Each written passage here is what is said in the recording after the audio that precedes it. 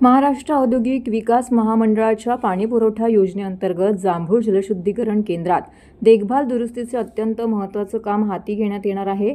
परिणामी गुरुवारी दुपारी 12 ते शुक्रवारी दुपारी 12 वाजेपर्यंत ठाण्यातील काही भागामध्ये 24 तास पाणीपुरवठा बंद राहणार आहे। दरम्यान एकीकडे धो-धो पाऊस कोसळत असताना पाणी पुकारणाऱ्या ठाणे महापालिकेबाबत ठाणेकरांकडून आश्चर्य व्यक्त होत आहे।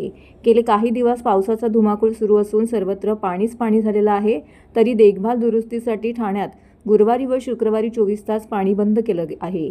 या शटडाऊन कालावधीमध्ये ठाणे महानगरपालिका अंतर्गत दिवा, मुंब्रा आणि कळवा प्रभाग समितीमधील सर्व भागांमध्ये तसेच वागळे प्रभाग समितीमधील रुपादेवीपाडा, किसननगर नंबर 2, नेहरूनगर, मानपाडा प्रभाग समिती अंतर्गत कोलशेत खालचा गाव येथील पाणीपुरवठा 24 तासांसाठी पूर्णपणे बंद राहणार आहे। पाणीपुरवठा सुरू झाल्यानंतर एकीकडे 1-2 दिवस कमी दाबाने पाणीपुरवठा होईल, याची कृपया नागरिकांनी नोंद घ्यावी। तसेच पाणी कपातीच्या कालावधीत पाण्याचा वापर काटकसरीने करून महापालिकेस सहकार्य करावे असं आवाहन ठाणे महानगरपालिकेच्या पाणीपुरवठा विभागामार्फत करण्यात आलं आहे।